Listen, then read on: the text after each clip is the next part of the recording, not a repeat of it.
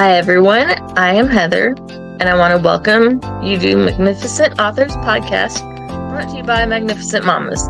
This is the show where we'll celebrate the magic of storytelling and the power of words. I'm your host, Heather, and each week I'll be sitting down with incredible authors from all walks of life to explore their creative journeys, uncover their writing secrets, and delve into worlds they create. Whether you are an aspiring writer, a passionate reader, or simply curious about the minds behind your favorite books, this is the podcast for you. So grab a cozy blanket, pour yourself a cup of tea, and get ready to be inspired by the magnificent authors who join us. Let's dive in. Hi everyone, I am Heather with Magnificent Mamas and Magnificent Authors Podcast. We're joined here today with author Jacob Hubbard. Jacob, would you like to introduce yourself? Yeah, hello, I'm Jacob. I am a writing teacher from San Diego State University from California. I'm also a up-and-coming indie author, and I'm out there promoting my first book that just came out a couple months ago called Sounds of Yesterday. I'm more than excited to talk about that. There's a lot to talk about for sure. I hope you'll take the time to hear what I have to say, and hope you'll give my book a chance. Definitely. So let's just jump right in there. And why don't you, this is your debut book, you said. That's correct. Do you want to go ahead and tell us about your debut? Yeah, so here's a physical copy of the book itself. It's called Sounds of Yesterday. So there's the blurb itself is on the back. I'll give you like the Cliff Notes version of what the story's about. It's essentially spoilers. Spoilers, of course. It's essentially a breakup story. It's told from the point of view of an autistic person who's kind of like, late 20s, early 30s, essentially. Yeah, and on the surface, it is about him coming to terms with the end of a significant relationship, him exploring his loss and grief. But it's also about him coming to terms with his own identity as an autistic person in a sense. So it's about these two people. It's about a couple, Rob and Anna, during the 5-year relationship. And it takes place during the backdrop of the COVID-19 pandemic. And it's about their connection. It's about how their connection has grown and withered and all that stuff during a course of 5 years.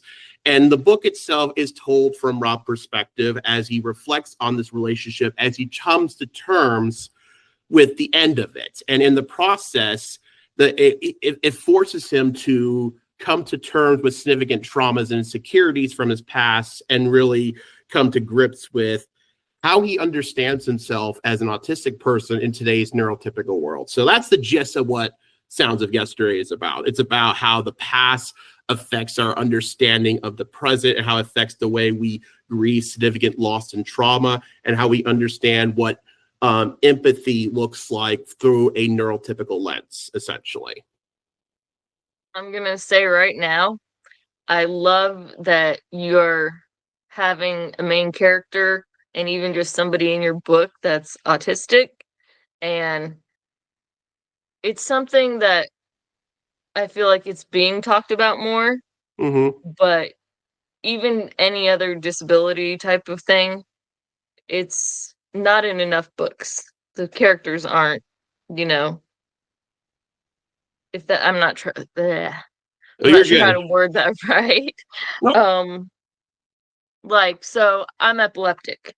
Mm-hmm. I would love to see more characters that are epileptic. I mean, just an example. But I think that's awesome that you are doing that, if that makes sense. Mm-hmm. Yeah, and a lot of it has to do with and just to be just a little bit transparent, I started writing this book mainly to help me personally process a significant loss in my life, and then it just turned to this. Basically, it's kind of funny how when we're trying to process significant loss, it turns into something bigger than we anticipated, and it turned into this essentially.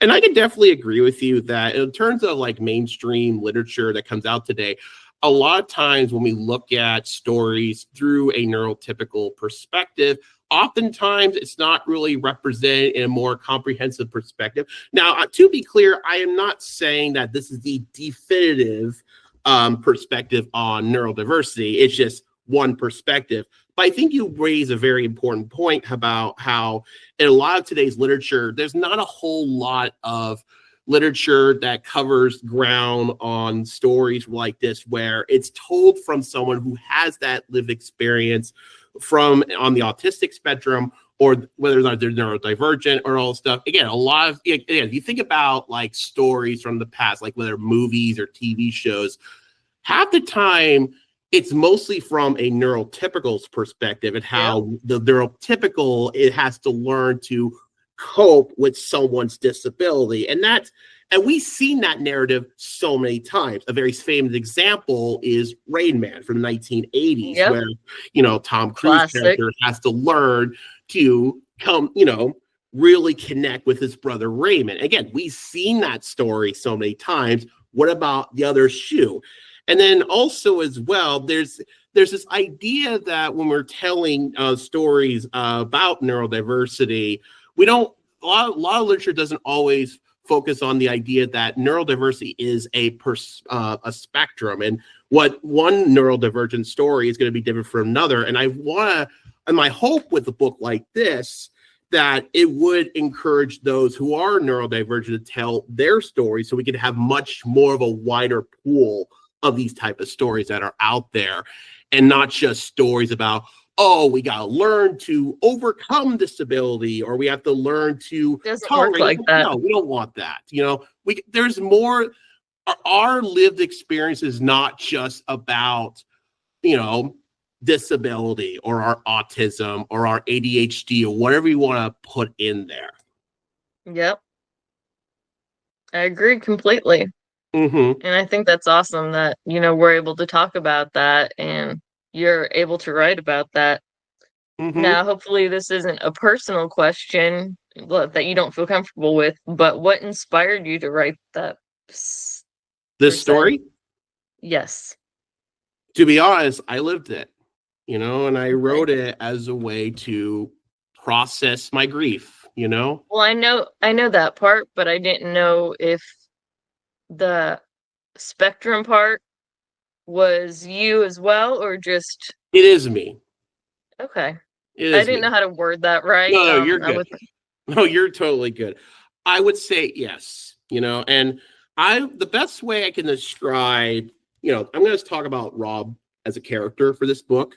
Okay. Rob is basically me, essentially. So Rob is basically, I would consider my literary alter ego in a sense. So like, to give a point of comparison, one of the writers I grew up reading a lot in college was a writer by the name of Charles Bukowski. He would always write stories through the persona of Henry Chinansky, you know, like in the 1960s, 70s, and so forward. And that, for me, Rob is kind of like my version of Henry Chinansky. Obviously, some differences, of course, you know, for the purposes of storytelling. But Rob is based on me and my experiences growing up in the special education system in the 1990s and 2000s. And I don't know how much experience you had with that system at the time, but from my personal experience at the time, a lot of that was, you know, full of neglect, a lot of not making good use of those resources, not really meeting the needs of different, you know, neurodivergent students. And then also not even knowing very much about it. Right, exactly. And also how this kind of system, that the special education system at this time, cultivated this environment that you know, grew, that made internalized ableism a big problem for a lot of these students, especially myself, you know, and we could definitely talk about how internalized ableism, is such an important theme of this book as well, if that's something that be of interest to your viewers. Anything, whatever you want to talk about, and anything related to your book or writing or yourself is all good. And trust me, I've gone a little off course with topics before, so no worries.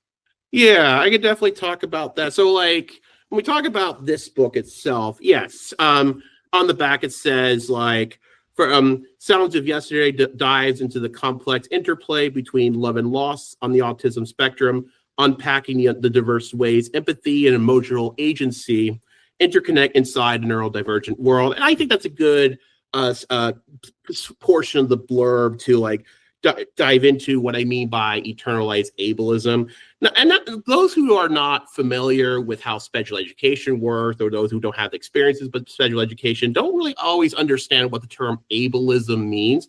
So like we talk about ableism, for example, we're talking about like, say, a prejudice against people who are either disabled or have some sort of neurological disorder, such as autism or ADHD or things like that.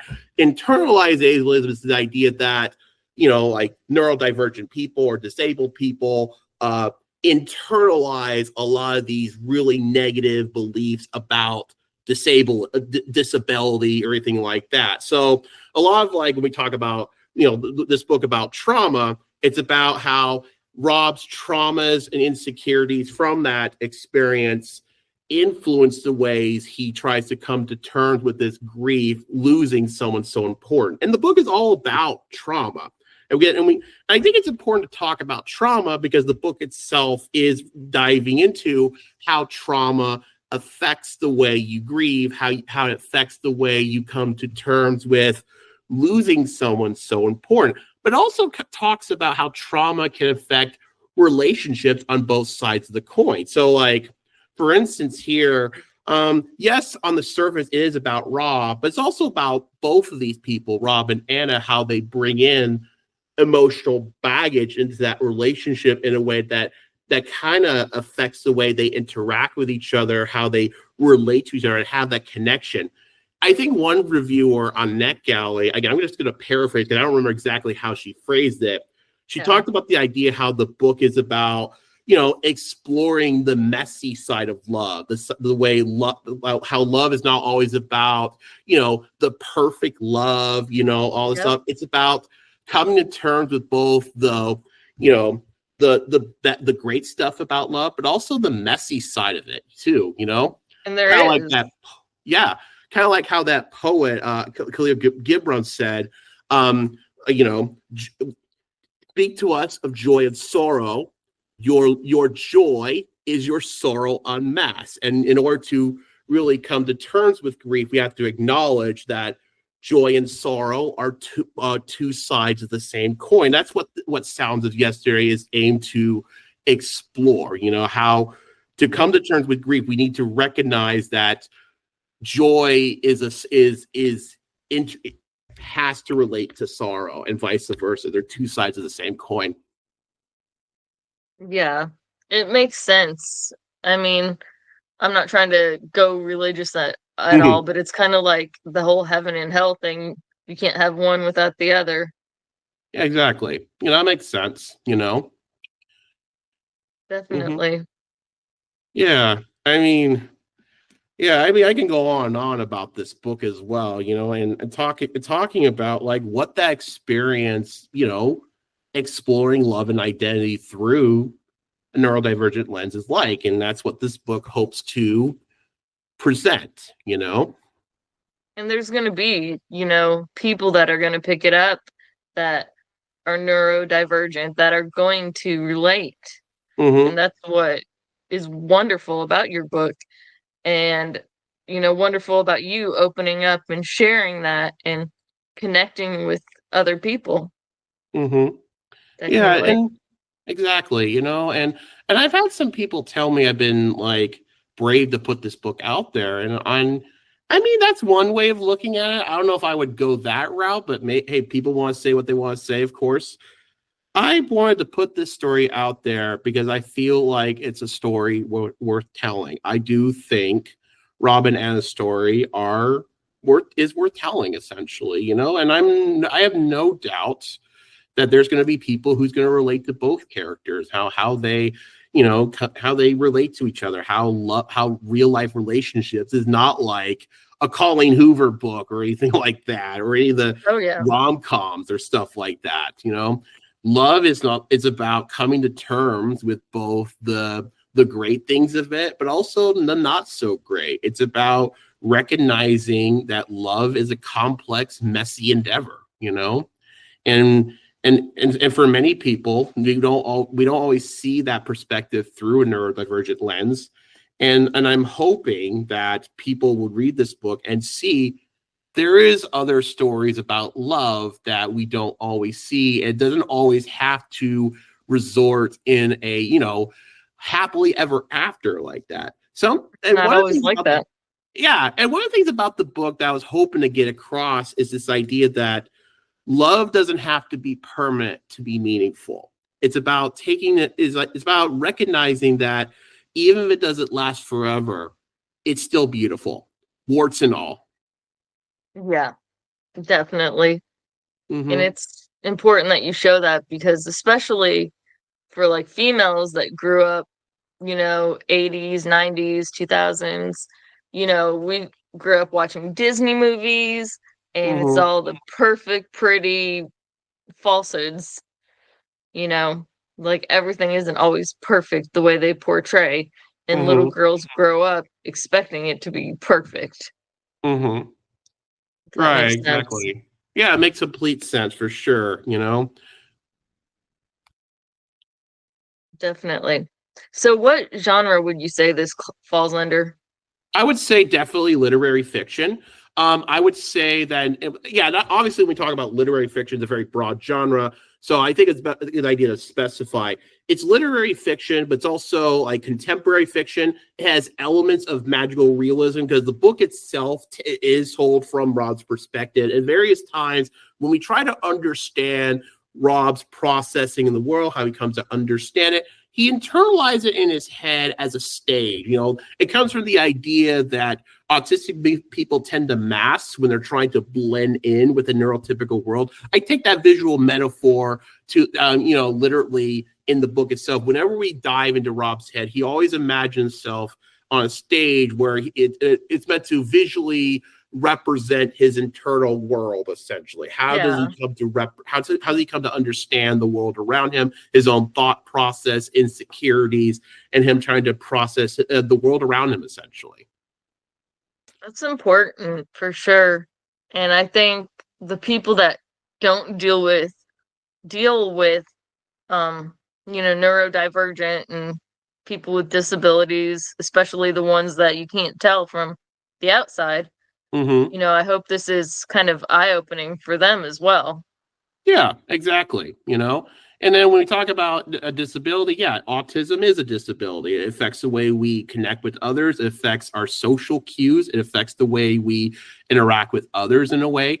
For some autistic people, it affects the way they process senses. So, like for me, give an example, I actually had to like do a lot of practice public speaking because a common trait with autism is that you tend to be nonverbal or not very verbal Hmm. enough. When growing up, I would try to you know, do a lot of practice just talking, just to work on speech essentially. Or another example would be like, I have trouble with eye contact, for example. So I tend to like not look there, and over the years I tried to accept that that's just part of who I am. I get these are just some examples and all this No, stuff. they're wonderful. Yeah. And I think what I wanted to do was really represent that on the page. Um, but I think it's also a good idea not to lose focus on wanting to represent a relationship that for me as the author was a significant was very Yeah. significant to me. And because again, this story is based on what I went through personally with this one person I cared for 5 years. And one of the Yeah. things I wanted to do with this book was to honor her memory, essentially. And I hope Yeah. that presenting this story would really show that, when you love someone, you're not putting them on a pedestal. You're not just looking at the great things about them, ignoring the not so great. It's about loving them as a human being, you know, flaws and all, Yeah. you know. So I get You emotional okay? just thinking about that, No, you're okay. Don't worry. you It's all know. good. I wanted to challenge the idea that, you know, when we get closure doesn't always happen. And so if you don't always get closure, how do you get that? And the best way to Yeah. do that is reconciling it with yourself and making it part of your own eternal reality and just accepting it, It's hard if you don't get closure for anybody. Yeah, and a lot of stories just tend to like focus a lot on closure. Like I'll give you like a very famous example. I assume you heard the movie 500 Days of Summer. That's Joseph Gordon-Levitt and Zoe Deschanel. I assume you heard of that movie. Yep. That's a very famous example where there's that famous scene near the end of the movie where Joseph Gordon-Levitt's character and Zoe Deschanel, they're talking on the park bench, and Summer gives Tom closure. She lays out the reasons why they didn't work out. It's like literally that they wrap it in a bow. She tells him why all that stuff. And 90% of the time we don't get that park bench scene. That's just the movies. If we don't get that, like that. Right. And if we don't get that park bench scene, how do we process that grief then? And I'm not going to spoil how I resolve that question in the book. That you're going to have to read that yourself. Don't give away your spoilers. Right. I'm not going to explain how I touch on that. But my hope is that when you read this book, you don't need that external closure to heal, essentially. That's important. That's good. Mm-hmm. Definitely. So, do you plan to write any more? Yes, I am in the process of working on another book. It's going to dive into much more magical realism ideas. I don't want to give too much away what that's going to be about, but if you follow me on Instagram with my account, you're more than welcome to follow me as I post updates about that. You can also go to my website as well. Nice. Well, we will have to do that for sure. Okay. So thank you so much for joining us today. It's been a real pleasure. And thank you for writing your book as well. All right.